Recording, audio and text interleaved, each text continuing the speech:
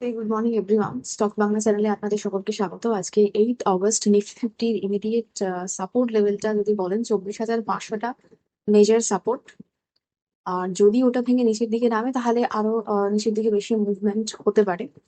আর আগের দিন তো দেখা গেল যে গ্যাপ ডাউন ওপেনিং হয়ে বেশ ভালো মতো রিকভারি দিয়ে নিফটি অনেকটাই উপরে উঠলো। এবার উপরের দিকে আজকে রেজিস্ট্যান্সটা রয়েছে 24,650 700 এই লেভেলে।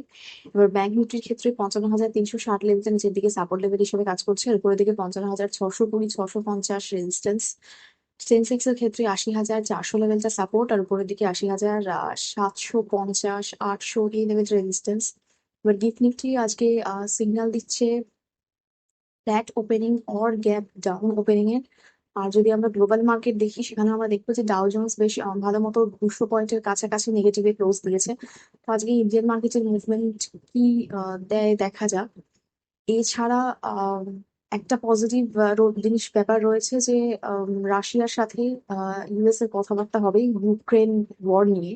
তো ইউক্রেন ওয়ার যদি স্টপ হয়ে যায় তো সেক্ষেত্রে আমাদের যে অ্যাডিশনালি 25% ট্যারিফ লাগাবার কথা বলা হচ্ছিল, যেহেতু রাশিয়ার সাথে অয়েলের বিজনেস হয় সেই জন্য, তো সেইখানে তাহলে আর কোনো রেস্ট্রিকশন থাকছে না।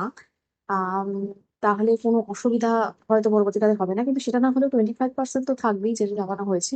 কিন্তু অ্যাডিশনালি যে 25% সেটা নাও চাপানো হতে পারে, তো সেটা একটা মানে ইন্ডিয়ান ইকোনমির ক্ষেত্রে গুড নিউজ।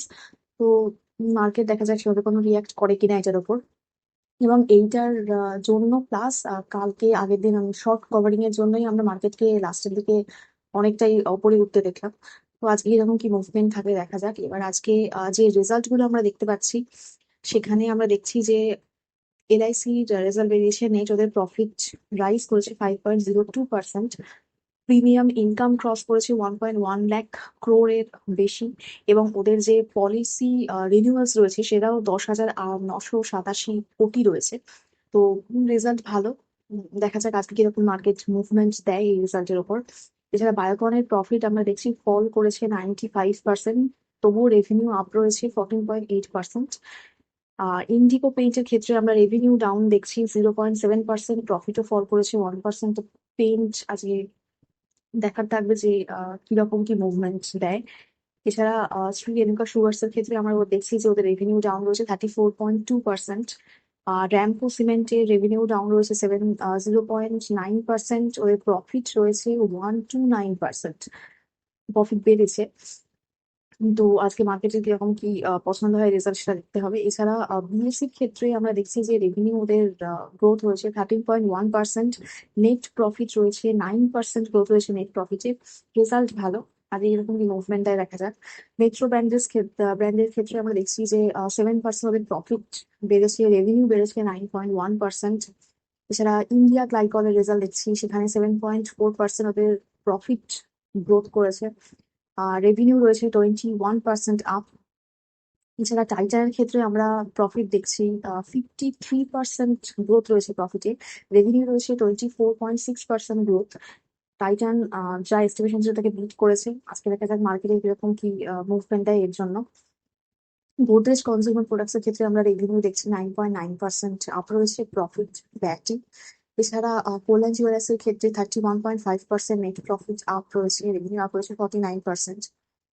সোলার ইন্ডাস্ট্রির ক্ষেত্রে আমরা দেখছি রেভিনিউ আপ 27.9% রেভিনিউ গ্রোথ রয়েছে, নেট প্রফিট রয়েছে 18% আপ, এবিটা রয়েছে 19% আপ। রেজাল্ট ভালো। আজকে দেখা যাচ্ছে কোনো মুভমেন্ট দেয়, এগুলো স্টাডি ফোকাসের মতো রাখতে পারেন। অবশ্যই কোনো স্টক রেকমেন্ডেশন নয়, শুধুমাত্র স্টাডি পারপাসে বলা হচ্ছে। আজকে এরকম মুভমেন্ট দেখে ফলো করতে পারেন। পেজ ইন্ডাস্ট্রির ক্ষেত্রে আমরা রেভিনিউ ওদের 3.1% গ্রোথ দেখছি রেভিনিউতে, নেট প্রফিট রয়েছে 21.2% আপ, এবিটা রয়েছে 20.6% আপ।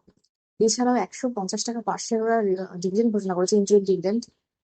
আজকে ফোকাসের মধ্যে রাখতে পারেন। এমকিউর ফার্মার ক্ষেত্রে আমরা রেভিনিউ দেখছি 15.7% আপ রয়েছে, নেট প্রফিট রয়েছে 43.6% আপ। তো ফার্মা ইন্ডাস্ট্রি আজকে দেখতে পারেন। এছাড়াও ট্রাম্পের এই সমস্ত আনসার্টেনিটির জন্য আজকে ফার্মা ইন্ডাস্ট্রি অবশ্যই নজরে রাখতে পারেন। এছাড়া ব্যাংক অফ ইংল্যান্ডের ক্ষেত্রে আমরা যেটা দেখছি, রেট কাটে মানে আনএক্সপেক্টেড রেট কাট 25 বেসিস পয়েন্টের। এখনো পর্যন্ত রেট কাট হয়ে রেটটা হয়েছে 4.0%, সেটা আগের দিনকার নিউজে ছিল। আজকে ইন্ডিয়ান মার্কেটে এই নিউজই রয়েছে, রেজাল্ট মোটামুটি রয়েছে এবং সেই বেসিসে দেখা যাক মার্কেট থেকে কি মুভমেন্ট দেয়। আগের দিনে যথেষ্ট ভালো পরিমাণে একটা রিকভারি এলো আজকে। তবু একটা গুড নিউজ রয়েছে, মানে হতে পারে আর সম্ভাবনা এখনো পর্যন্ত ফাইনাল কিছু জানা যায়নি নিউজে, কিন্তু তবুও ওয়ার বন্ধ হতে পারে এই নিয়ে এরকম একটা ব্যাপার রয়েছে। তো সেটা একটা পজিটিভ নিউজ। দেখা যাক আজকে মার্কেট কিভাবে রিয়াক্ট করে। তো আজকে আমি ভিডিও এখানেই শেষ করছি। Please আমার এই ভিডিওর উপর ডিপেন্ড করে কোনো ইনভেস্টমেন্ট করবেন না, আমি কোনো সিভিল অ্যানালিস্ট বা অ্যাডভাইসার নই, শুধুমাত্র এডুকেশন পারপাসে ভিডিও করা। দেখা হচ্ছে নেক্সট